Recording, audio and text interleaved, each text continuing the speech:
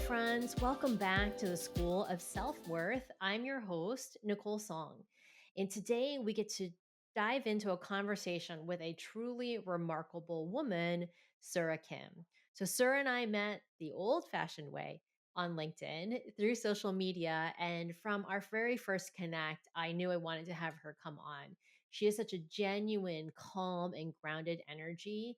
And she speaks so precisely about the challenges we can face in our personal lives and how we evolve over time. And she has a really incredible journey that she shares with us in the conversation about how she used to be on Wall Street and what it was like for her to be in a job making tons of money and then to be in a situation where she got that nudge. You know what I'm talking about? That little inkling that there was something else for her to be doing than what she was doing at the time.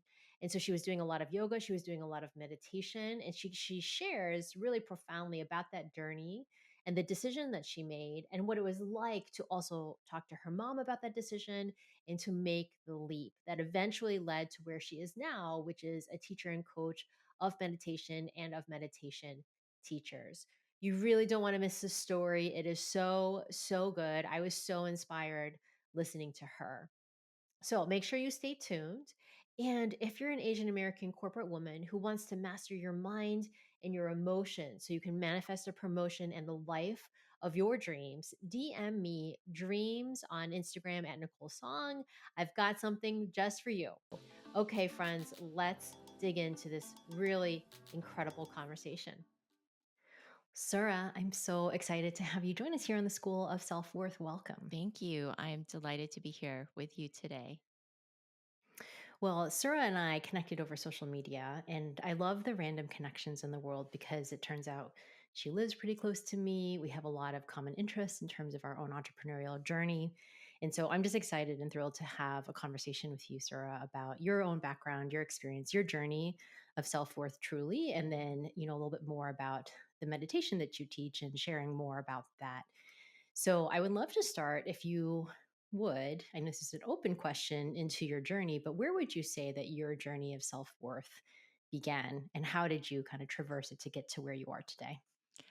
My journey of self worth, I think that's from birth that I've been discovering and rediscovering my own sense of worth. And especially when I hit the spiritual journey after I left corporate, I think learning how to share our gifts as teachers and healers and knowing what those gifts are worth has been such a big part of the journey.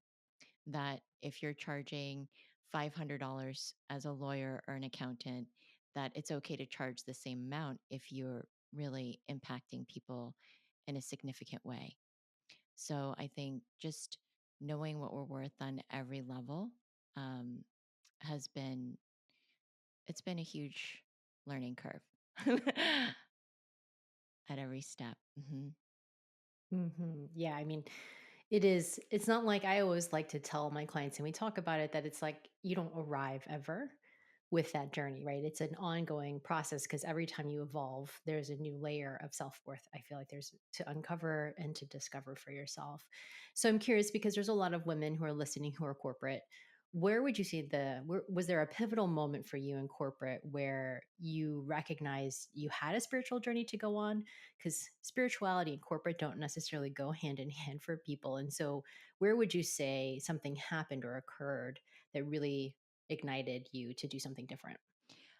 I had achieved the pinnacle of my success on Wall Street. At that time, I was vice president of a small um, ins- um, boutique firm. And I had at the same time hit rock bottom in my personal life. And I felt deeply depressed and in so much pain that I really didn't want to be here anymore. And that's when I really began to search and pray for a way just to be okay in life. And that's when I discovered meditation, and meditation took everything to a new level for me. And things started to really change. I started to feel, and I cried, I think, for 3 months straight, sitting on the cushion, just for months on end. And there was just a very deep sadness inside of me. And through that, I started to feel joy again. And it was in this journey of transformation and seeing everything in my life evolve, um, from my relationships to my workflow to even my yoga practice. And I could start doing yoga postures I could never do before. Um, I started to then at that point think, maybe there's something more for me. But it wasn't until the tsunami had hit. It was in what year was that? Was it 2004? The big tsunami in Asia. And I missed it by a few days. So the resort I was supposed to be on in Kopipi Island had been completely wiped out and there were no survivors. And that was right when I was wanting to go to Southeast Asia to learn more about meditation and Buddhism. And that event really struck me. And it was the first time in my life that I thought, do I have a purpose? And now that I've been given this second chance in life, why did I survive? Maybe there's a reason. And that's when I started to look at leaving Wall Street and making a big departure and studying meditation. I ended up going to Asia and getting a one-way ticket to Asia to study meditation. So that was a pivotal point for me. Thank you for sharing that. And I have a lot of questions related to the story you just shared. And I'm curious, going back even to that moment where you started to meditate while you were still holding down your corporate job, and you were saying, like, as you said, crying on the cushion every week.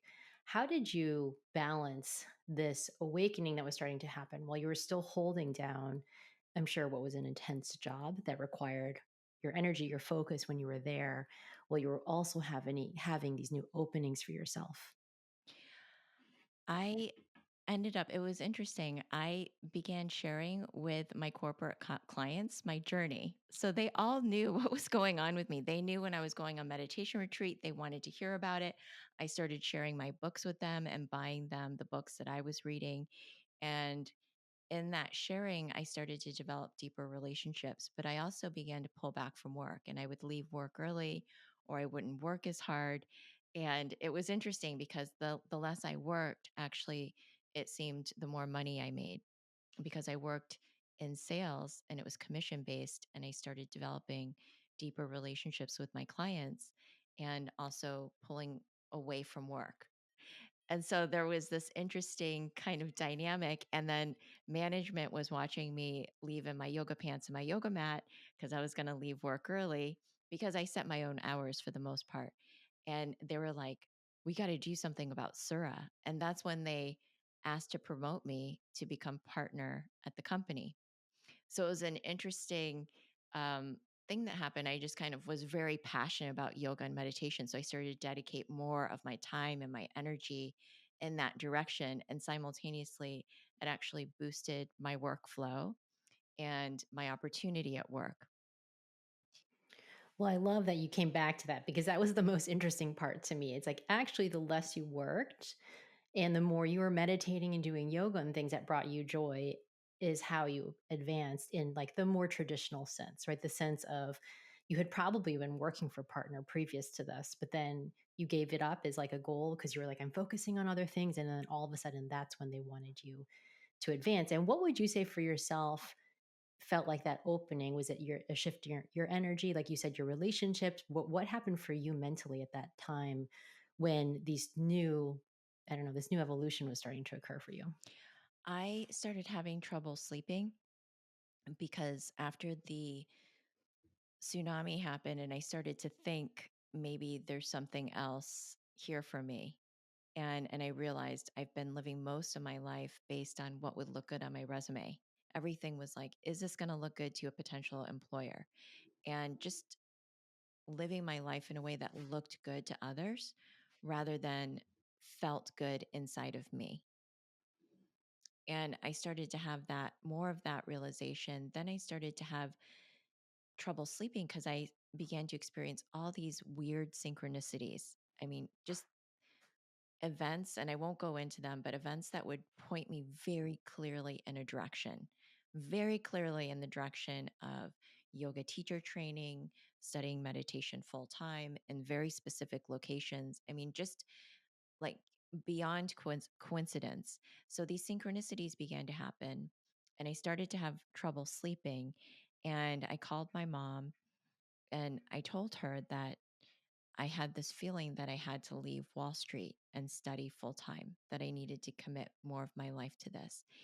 And so at the same time, I was facing accepting partnership at my company and leaving millions of dollars on the table.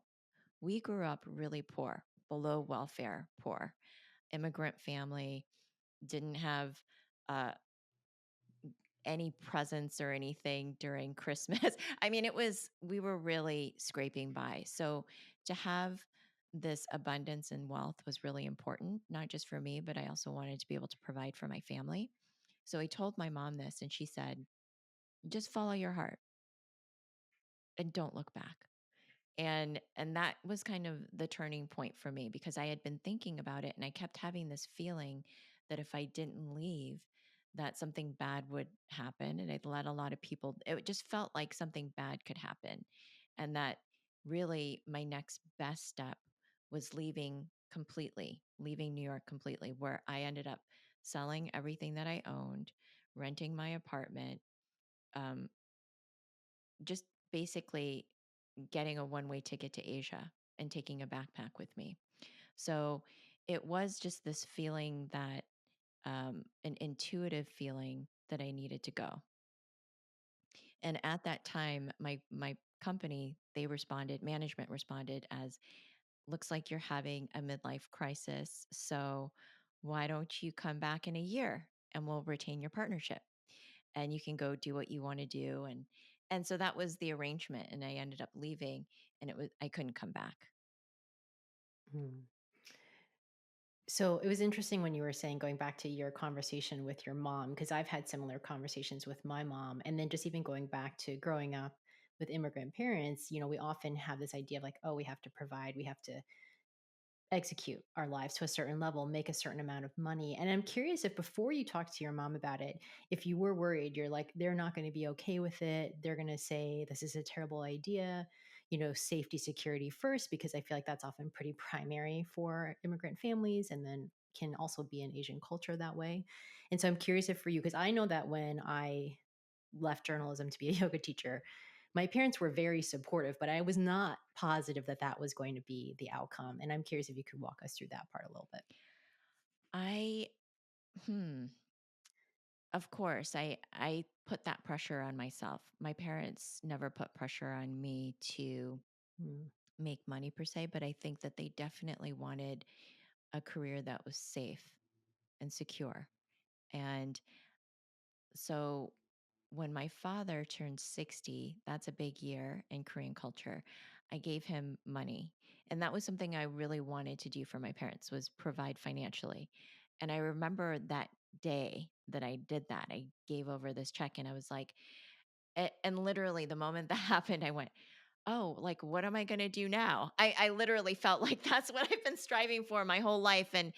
And what, I can't buy any more like nice dinners or Gucci purses. I mean, it was just one of those things where a lot of people are living these very luxurious lifestyles in New York City, in the realm that I was working in. And so I just felt that I didn't need more of that. That wasn't where I was feeling that sense of fulfillment. And I also did not think that I could not come back to work, because never would I have dreamed that I would have had enough to sustain myself as a teacher. So I just assumed I was coming back. I didn't think that it was a real departure. I had mm. the assumption that I'd come back because I needed a way to sustain myself. Thank you for sharing that. Well, the other piece too that this leads to the question I had, which is around the self worth to leave, because it is a big thing. And I've had clients in this situation as well, where there's a really big paycheck on the table, or there's stock options that are going to vest at some point, and they're like, I can't leave that behind. And how for you were you able to really stay committed to the things that you cared about, which was, for you going deeper into your purpose and really pursuing who Sura is? How did that occur for you? Like, how did you think about it at that time? I felt that it was like going to college. It's a year of investment in myself where I was going to go off and learn and explore and travel. At the same time, I thought to myself, I enjoyed it so much. I was having so much fun that I thought, I think I'm going to go all the way with this and just go through everything I have because I have been poor before. And it's not that I can survive it. I've been there where I've had absolutely nothing, and I thought I know how to do well and make money on Wall Street. I mean, it's something that I acquired as a skill.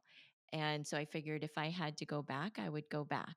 But I wanted to take this learning as far as I could take it because I felt so deeply called. It was something that really filled my heart.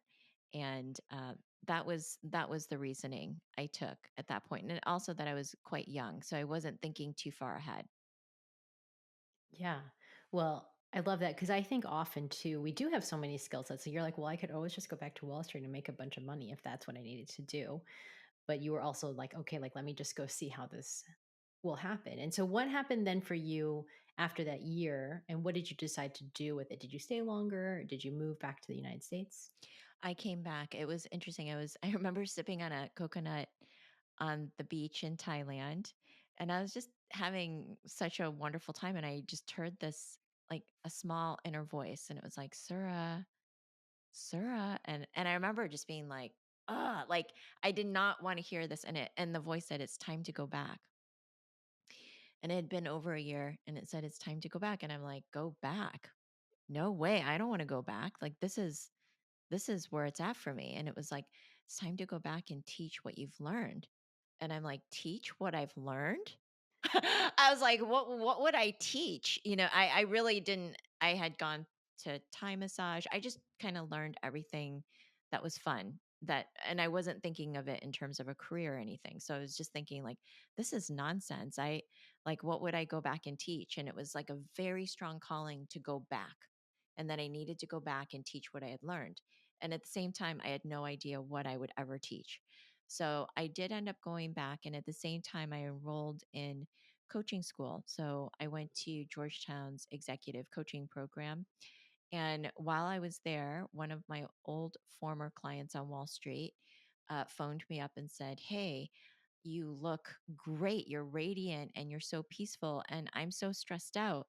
So why don't you come and show me what you learned in India?"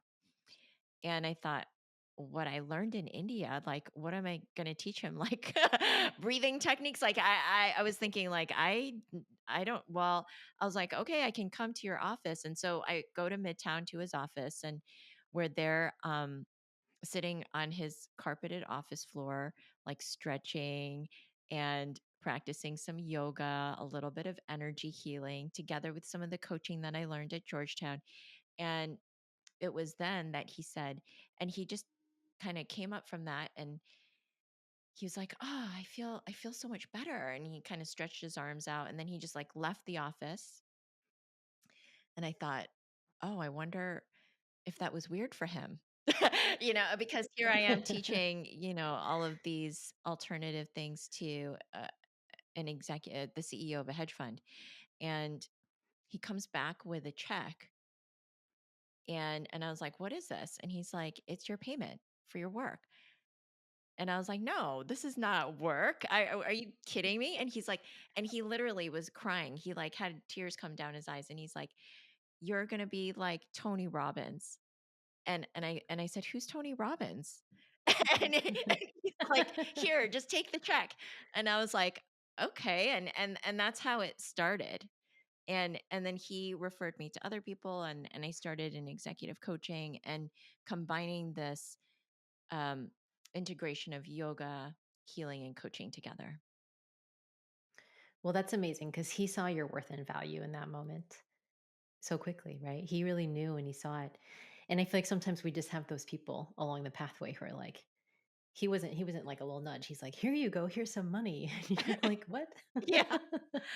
And I was bowled over. I was like, "What was that? What is he?" And that's what planted the seed for me of here's what I could do.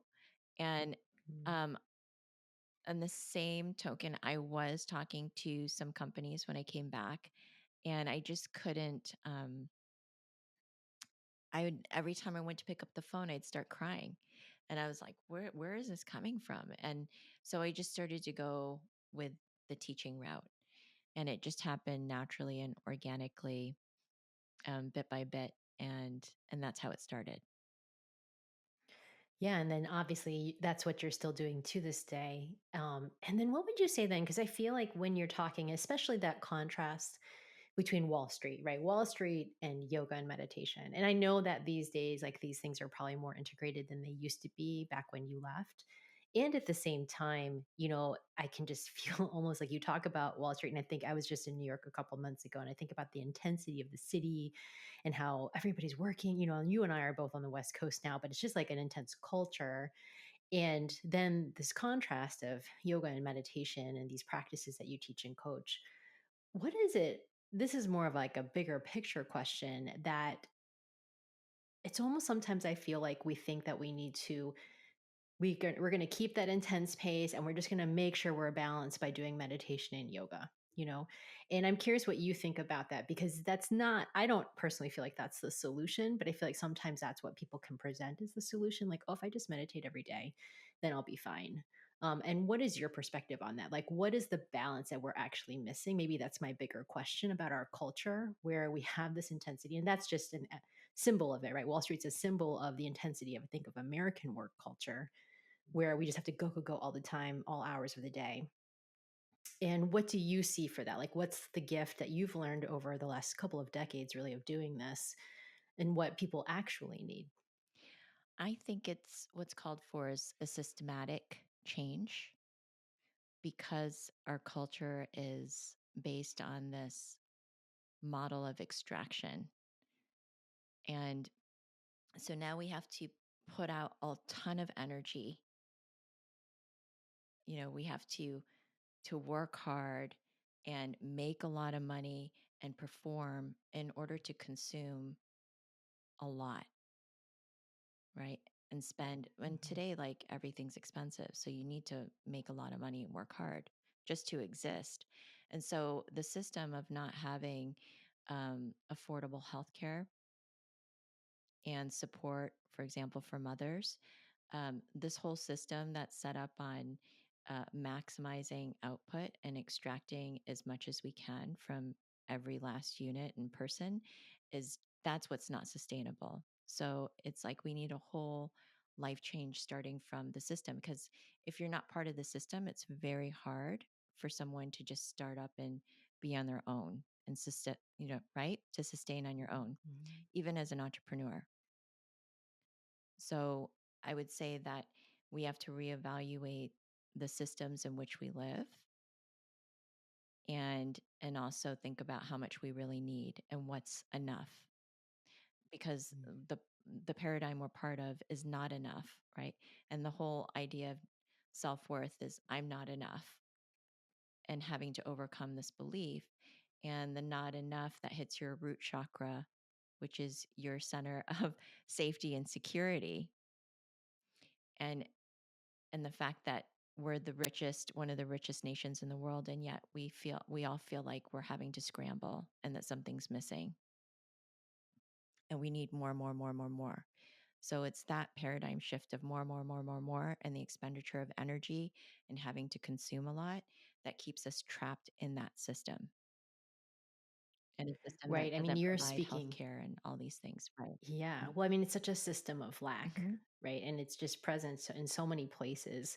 And I feel like we're, and myself included, you get so immune to it because it's so present. It's like it's in the air that we breathe of everything that we do, mhm, where we feel that all the time. And it's such an effort to get ourselves back to, because I always feel like systemic change, like what you're talking about. And I'd love to hear how you teach this or how you think about it. But for me, what I teach and coach is really that it has to always come from within. Like when we can really move ourselves out of that scarcity and out of that lack and change within ourselves, then we no longer are contributing and cycling into that system, where we at least have awareness when that moment comes. And so we can choose to step out of that again. And that doesn't mean we exit society or making money or paying for things, but we can exit that mentality. And that exit makes a huge difference for how we start to contribute to the world in a different way.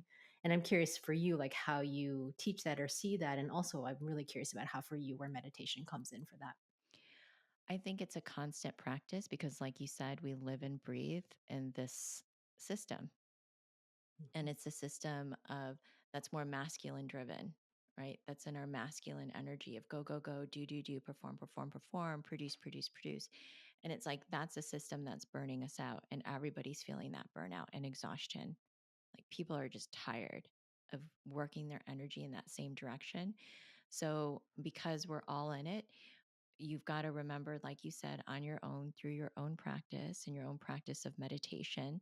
Because when you kind of go in that direction where you're always grasping and reaching for more, it throws you out of your center and it throws you off balance because we're not meant to be in that mode constantly. When you're in a constant mode, that's what burns you out. And that's what people are tired of, even their mind, because their mind goes into burnout, goes into like a lot of cycling and burnout and reaching and grasping and ping ponging. So it's about bringing it back and coming back to our center and remembering that I'm okay and what's here is enough. Yeah. So, It's amazing yeah. how quickly, yeah, that comes back in. And I typically never work on weekends because to me, like that's a time to recharge. And this past weekend, I just happened to need to for a couple of days. Mhm. And it was actually incredible to me, just like working 1 or 2 hours each day made me feel not rested at all. Like I was exhausted coming into the week. And I was like, oh, I mean, I know why I teach this, but it was really interesting to actually experience it because I know tons and tons of people listening often will just be like, oh, it's just an hour or two. I just need to get a couple things done. It'll make me feel better. But actually, I know for myself, it made me feel worse. It made me feel like I could never rest, could never pause. And it really cycled me into that not enough place, like you're speaking to. And so I'm curious for you, and then also the people you work with, when we get into that place, like what do you think about, or how do you start to reset yourself back into that place of like, there is enough, there is plenty, there is I am worthy, etc. Like what is that return practice? It's really self awareness. It's being aware when we are in that mode and we're just going on fumes. I think we've become desensitized. We're desensitized to when we're exhausted and we're always rewarded for pushing. Our society rewards people who push, push, push, push, push beyond their limits. I mean, we put these people up on a pedestal. And then we see them die at young ages, right? We see it all the time. Like people who just have like push through and they know no limits and they keep pushing their energy. And then they have a heart attack at like 50 or 60. And so I think that you being aware that I just only worked 1 or 2 hours, but it kept me in a state of hypervigilance. It didn't allow my nervous system to go, "Whew, I can just totally let go." It kept you on the hook. And that kind of self awareness is critical. That's all you really need so that you can, because it's only you. You're the leader of your energy, you're the authority of your energy. If you don't take care of your energy, who will? It's precious. This is what you have in your lifetime. And um, I'm constantly learning this lesson because even with meditation and having a meditation business, I've burned myself out because we do teacher trainings and it's like there's a huge push right before and we have enrollment. And I too have gone through that even with my meditation business where, we've got payroll and admin and bookkeeping and everything that you have to manage and take care of a team. And so it's easy to get pulled into that because you sort of lose yourself in it and you feel like you have to do it. So I think having those conscious breaks and giving that break to yourself, and that's really about self care and self awareness. I feel like one of my most burned out periods was actually when I was a yoga teacher, which is so funny because everyone thought I was going to be so zen and relaxed. And I was like, I am working like a fiend. I remember my day off when I first started full time was a Tuesday. And so I was teaching yoga like every other day of the week. And I was also freelance writing and doing all these other things to try and make it. So I really relate to what you're saying. And I know you're speaking it from that entrepreneurial side, but sometimes, when we're even when we're in those practices or we're teaching those practices, we have to really watch those old patterns that can just come, like they kind of sneak in. I always feel like for myself, it sneaks up on me. Cause even for me working this past weekend, it just sort of snuck up on me. I was like, I don't really want to, but there's just a couple of things I can't wait. So I'm going to do it this weekend. And then I did it and I was like, wow, I am not doing that again because that was, like again, my brain never got the full reset. I know like this week I'm going to need more sleep just to make up for it because my body was like, what are you doing? Like, usually you just hang out with the dog, read some books, make some food, like it's just really easy on my nervous system. But yeah, like that catching of that pattern, I feel like it's a constant practice. Mhm. And also because everybody's doing it. And so, I mean, it's Totally. easy to Everyone's get doing it. pulled. Yeah. My husband was working Yeah, too. Yeah. everybody's a doer, right? Like a lot of people are into this busyness, and busyness is the way to avoid ourselves. And so it's like we're constantly running ourselves into that. And um, we've got to have the courage to stop. It takes courage to stop and to pause and to take a few breaths. Yeah, it really does. And I will say for everyone listening, also that Sarah had us do this before we began today. And I was so grateful. She's like, let's do a little meditation. I said, wonderful, let's do it because I knew that I needed it too. Like I've had a busy day leading to this. And so I'm so grateful that we just have those reminders for ourselves and how important those are. Well, what would you say for the women who are listening who are often on this like, hyper drive, overdrive all the time? What would you say is one simple thing that they could do every day for themselves to start to access that place of calmness and grounding and just getting themselves back to center more quickly? I'd say doing something that pleases you or gives you pleasure. We don't follow what feels good. We follow our mind and what our mind says we should do, but following what feels good for your energy, that's rejuvenating and uplifting for your energy. And I teach meditation, but I tell people find your own meditation. Mm. What's something that refreshes you, that pleases you? Sometimes meditation's like an extra thing for people to do, right? It's an extra performance pressure. If I don't do it well, I feel bad about myself, and you can go into that cycle. So if meditation's too far of a reach right now, then just go into a room and just stretch your body, move your body, give yourself the grace to listen to what feels good for you. Yeah, that's beautiful. There are so many ways we can feel good. And I love that you can just give yourself permission to say, I'm going to just choose one today Mhm. that feels really good in my body. Mm, beautiful. Well, Sarah, what a lovely conversation, truly, with you. So calming and grounding to even speak about these practices. I can feel that shift. And I'm going to shift us into our final rapid fire Okay, questions great. just to see what comes up here. So the first one is, what was the last thing you watched on television? Bridgerton. Yes. Did you finish the new season? No, I am savoring it. So, but Bridgerton, and then a favorite that I just watched was Sweet Tooth. Sweet Tooth. I have not watched Sweet Tooth. I just watched only the first episode of Bridgerton. So no spoilers. Okay. I have to like avoid the internet because there are so many Bridgerton spoilers everywhere. People watch it so fast. And I'm like, I only watch one episode a night. Mhm. So yeah. Okay, amazing. The next one is what's on your nightstand? I have a clock. Right now, it's just a clock. I actually cleared my nightstand because I was getting ready to paint my room, but it's so just a clock that doesn't emit any light. Perfect. I love it. It's simple. That sounds really Mhm. nice. Okay, amazing. And then what was the last time you tried, or when was the last time you tried something new and what was it? When was the last time I tried something new? I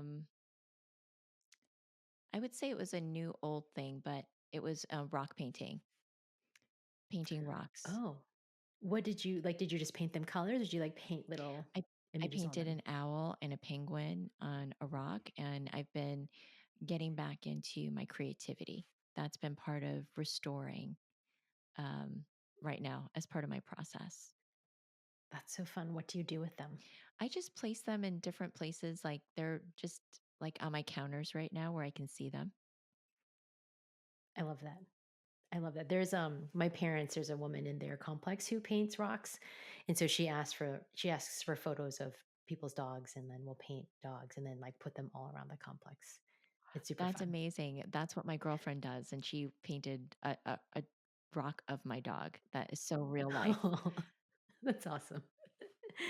Okay, and then the last one is what are your top 3 most used emojis on your phone? Heart, smiley face, and probably the hang loose emoji because I lived in Hawaii. Awesome. Amazing. Well, Sarah, what a joy to have this conversation with you. Truly, it's so beautiful, your journey, and then also what you teach and share with people in the world. And what is the best way for people to reach you or find out more about you? They can come to my website at suraflow.org and they can find me there. Okay, amazing. Well, I'm so grateful to you for being open to this conversation. And thank you so much for being here with us on the School of Self Worth. Thank you so much, Nicole. Blessings.